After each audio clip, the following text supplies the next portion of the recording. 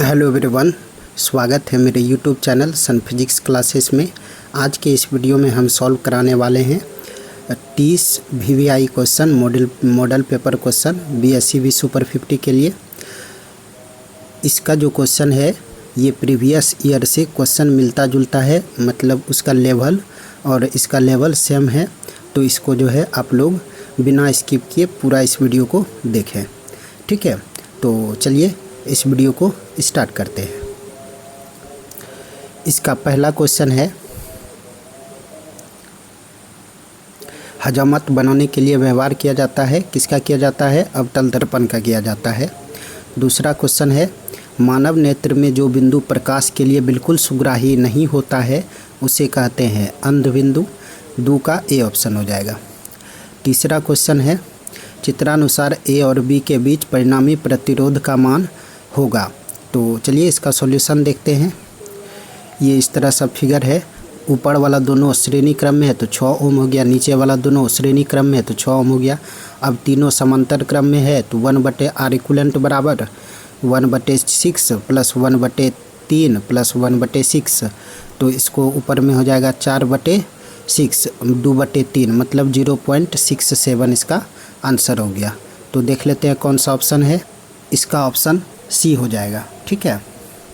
चलो अब अगला क्वेश्चन है कि ए मीटर और वोल्ट मीटर चित्रानुसार जोड़े गए हैं। परिपथ में ए मीटर श्रेणी क्रम में लगाया जाता है और वोल्ट मीटर समांतर क्रम में लगाया जाता है। तो ए मीटर का पाठ्यांक है 2 एम्पियर, मतलब आई का मान 2 एम्पियर हो गया। वोल्ट मीटर का है 6 वोल्ट, तो इसका मतलब वी का मान 6 वोल्ट हो गया।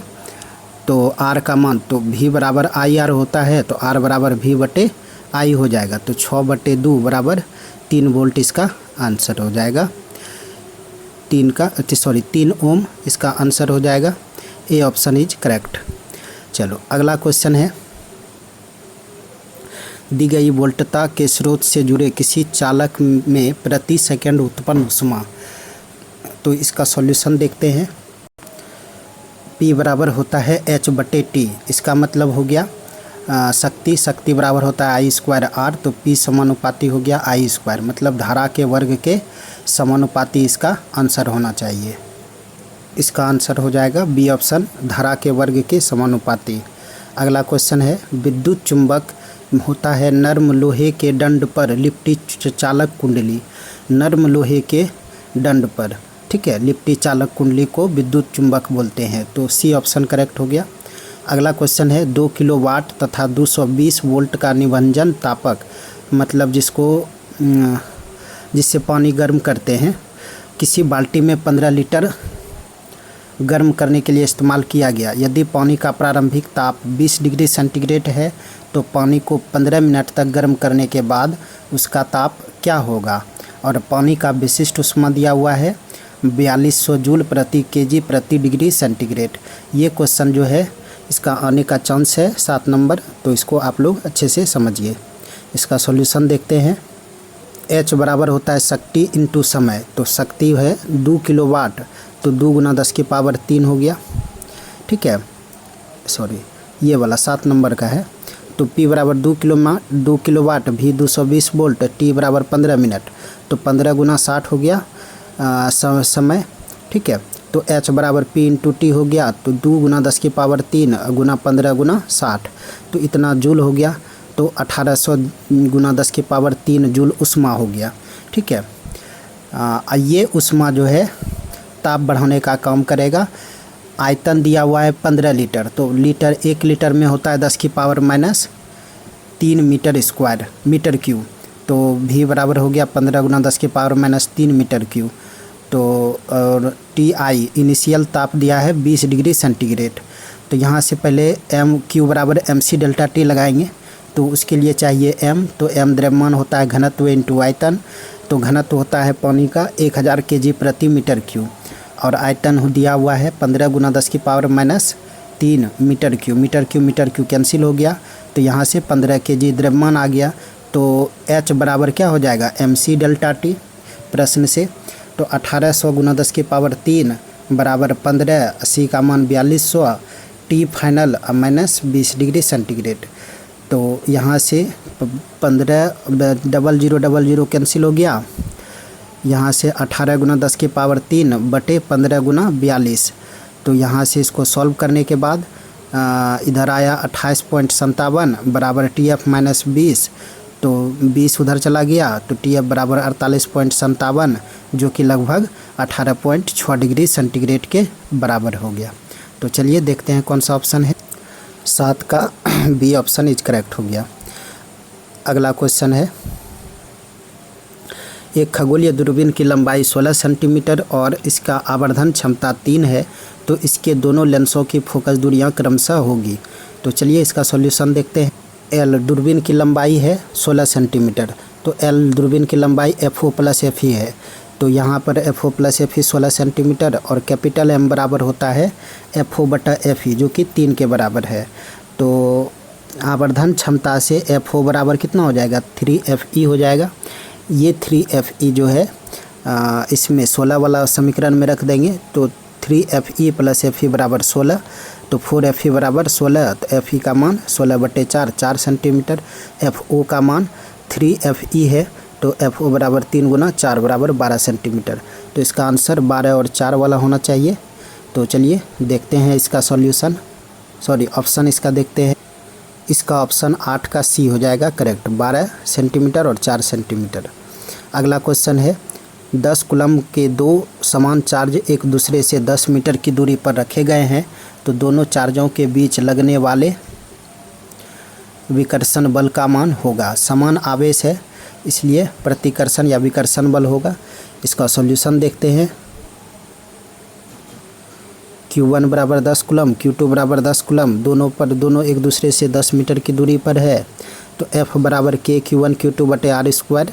K का मान 9 गुना 10 की पावर 9, 10 गुना 10 बटे 10 का स्क्वायर, 10 कैंसिल हो गया, तो 9 गुना 10 की पावर 9 न्यूटन इसका आंसर हो गया। 9 का 9 गुना 10 की पावर 9,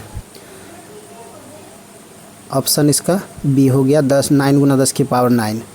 ध्रुवन के कारण सरल सेल का विभवांतर जो होता है वो घटता है।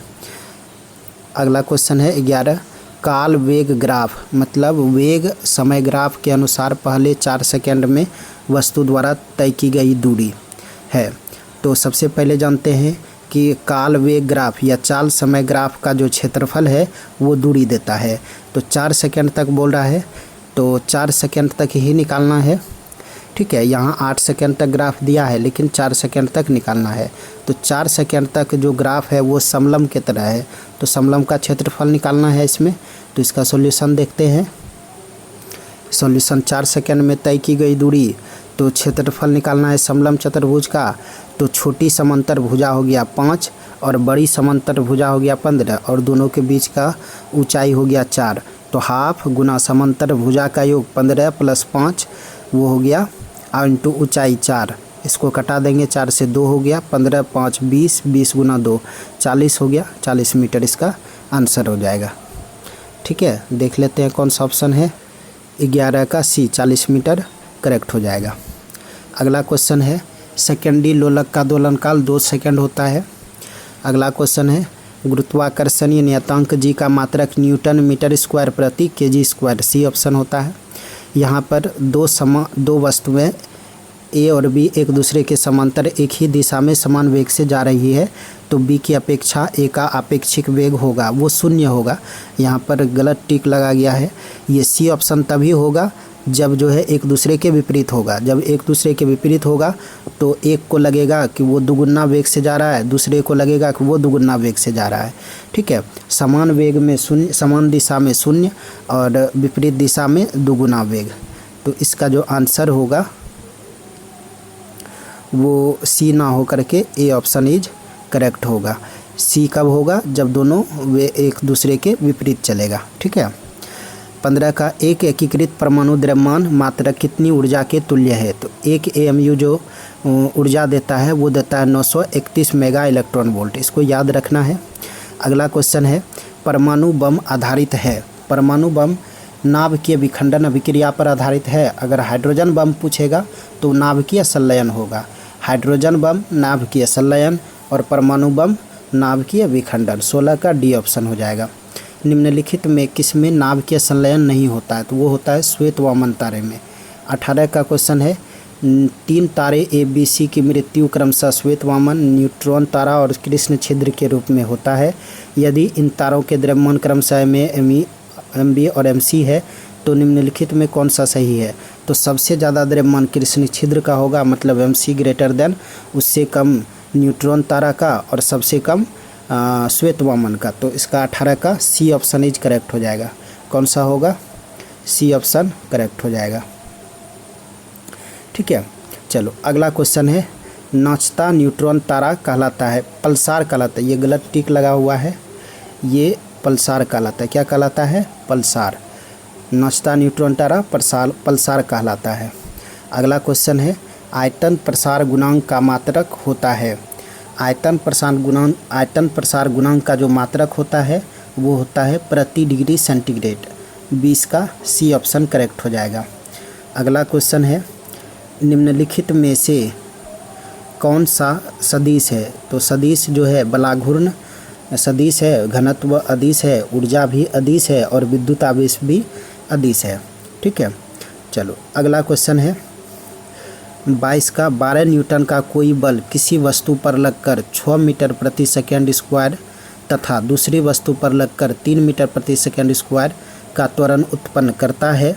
यदि इन दोनों वस्तुएं एक साथ बांध दी जाए तो वह बल कितना त्वरण उत्पन्न करेगा? तो चलिए इसका पहले सॉल्यूशन देखते हैं। F बराबर 12 न्यूटन, A1 का मान 6 मीटर प्रति सेकंड स्क्वायर, तो F बराबर M1 A1 लगा देंगे। F का मान 12, M1 का मान निकालना है, A1 का मान 6। यहाँ से M1 बराबर हो गया 12/6 मतलब 2 kg। उसी तरह F बराबर 12 न्यूटन है, A2 का मान 3 मीटर प्रति सेकंड स्क्वायर है, तो F बराबर हो जाएगा M2 A2। तो F का मान 12, M2 का मान निकालना है, A2 का मान 3, तो यहाँ से M2 बराबर 4 kg हो गया। ठीक है, तो कुल द्रव्यमान कितना हो जाएगा? M1 + M2 मतलब 2 + 4 बराबर 6 kg। अब फिर लगाएंगे F बराबर MA, तो F का मान 12 न्यूटन, M का मान यहाँ पर 6 रखेंगे दोनों का संयुक्त, और A का मान निकालना है। तो A का मान कितना हो जाएगा? 12/6 मतलब 2 मीटर प्रति सेकंड स्क्वायर इसका आंसर हो गया। तो चलिए देखते हैं किस ऑप्शन में है। ये ऑप्शन नंबर D में है, 2 मीटर प्रति सेकंड स्क्वायर। अगला क्वेश्चन है जब किसी वस्तु को विषुवत रेखा से ध्रुवों की ओर ले जाया जाता है तो उसका भार घटता है, क्योंकि विषुवत रेखा पर G का मान कम होता है और ध्रुव पर ज़्यादा होता है। तो ध्रुव पर ज़्यादा होगा G का मान तो भार वहाँ पर ज़्यादा होगा, और विषुवत रेखा पर G का मान कम होता है तो वहाँ पर भार कम होगा। इसीलिए इसका आंसर A होगा, बढ़ता है। ठीक है, चलो अगला क्वेश्चन है 24 नंबर। यदि पृथ्वी पर आपका भार है 60 kg तो आपको पृथ्वी के केंद्र से कितनी दूर जाना पड़ेगा ताकि आपका भार 30 kg रह जाए? तो यहाँ पर भार दिया हुआ है 30 kg और 60 kg। ठीक है, तो पृथ्वी की सतह पर दिया हुआ है 60 kg और पृथ्वी के केंद्र से जो दूरी पर निकालना है वहाँ पर दिया हुआ है 30 kg। तो चलिए इसका पहले सॉल्यूशन देखते हैं। यहाँ पर पहले जो है G इस केंद्र से पृथ्वी M है, पृथ्वी का द्रव्यमान, केंद्र से स्मॉल r दूरी पर G बराबर Gm/r स्मॉल r स्क्वायर होता है। और यहाँ पर जो है यहाँ पर स्मॉल r दूरी पर जो है इसका भार है 30 kg, और पृथ्वी की सतह पर G बराबर Gm/R स्क्वायर होता है। यहाँ पर भार है 60 kg, तो 60/30 कर देंगे तो इधर हो जाएगा mg। m हो गया द्रव्यमान, G का मान 60 सतह पर Gm/R स्क्वायर, और यहाँ पर 30 है m/Gm/ small r square. mm cancel हो गया, Gm कैंसिल हो गया, तो 60/30 बराबर स्मॉल r स्क्वायर बटे कैपिटल R स्क्वायर। तो यहाँ से 2 बराबर स्मॉल r स्क्वायर बटे 6400 का स्क्वायर, तो r स्क्वायर बराबर 2 गुना 6400 का स्क्वायर कर देंगे। तो स्मॉल r बराबर √2 गुना 6400 का होल स्क्वायर, तो 6400 और √2 का मान होता है 1.4।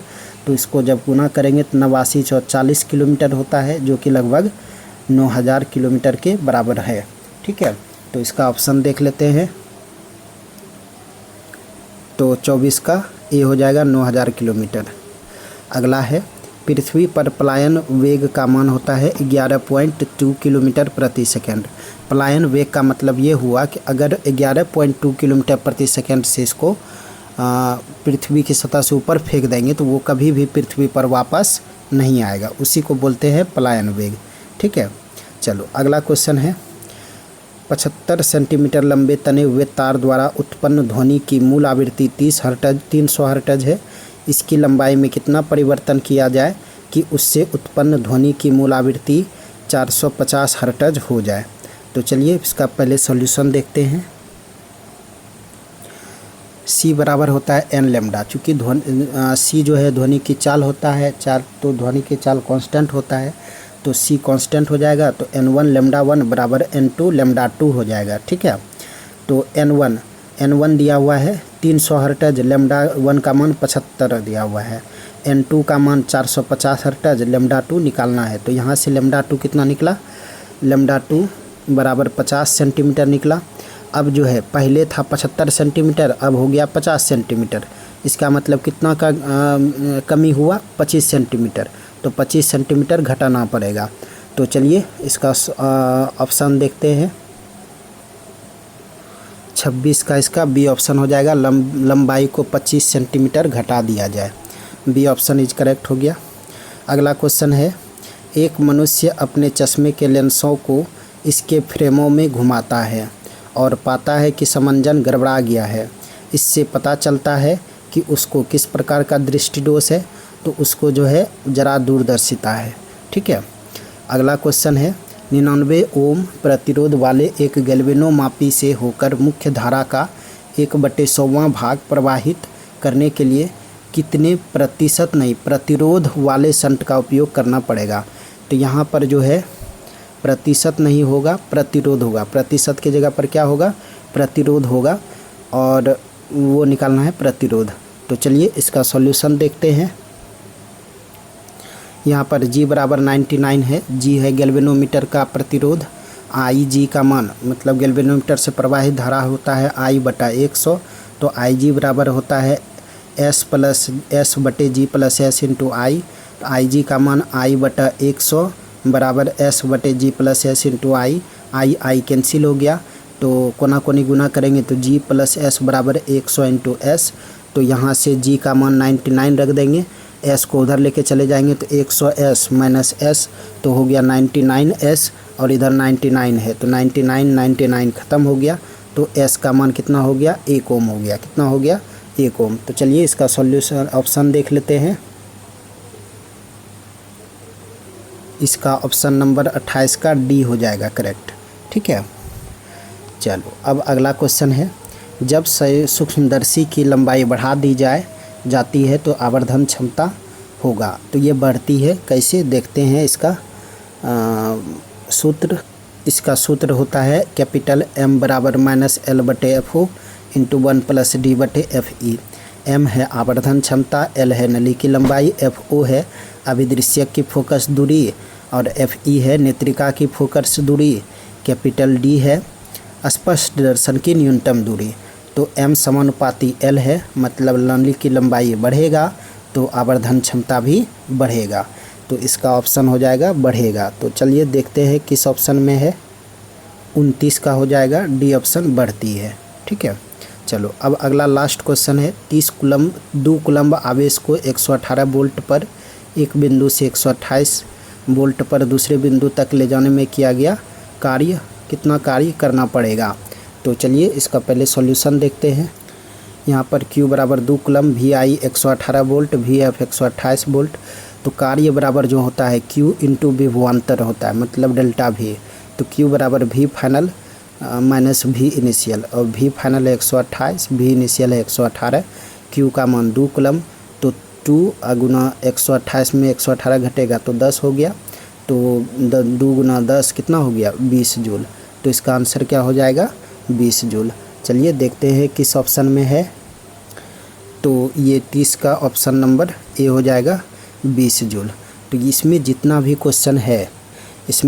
क्वेश्चन है ये बहुत इम्पोर्टेंट है BSc सुपर 50 के लिए। तो आप लोग इसको बिना स्किप किए इसको पूरा वॉच करें, पूरा इसको देखें, और जो है इससे इसको जो है इसको तैयार करें फिजिक्स के लिए, ठीक है। और जो है अगर आप चैनल पर नए हैं तो चैनल को सब्सक्राइब कर दें, बेल आइकन को दबा दें ताकि अगले वीडियो का नोटिफिकेशन आपको मिलता रहे, ठीक है। कल जो है कल सुबह तक आपको जो है एक रीजनिंग का 50 क्वेश्चन का रीजनिंग का जो है क्वेश्चन आपको कराएंगे, ठीक है, मेंटल एबिलिटी का। तो आज जो है इस वीडियो को देखिए और इसको जो है अच्छे से समझिए। अगर समझ में नहीं आए कमेंट कीजिए तो आपको हम जवाब देंगे, ठीक है। और अगर इसका PDF आपको लेना हो तो आप टेलीग्राम चैनल को ज्वाइन कीजिए, आपको वहाँ पर इसका जो है PDF प्रोवाइड कर दिया जाएगा, ठीक है। तो चलिए मिलते हैं अगले वीडियो में, तब तक के लिए ऑल द बेस्ट, धन्यवाद, आपका दिन शुभ हो।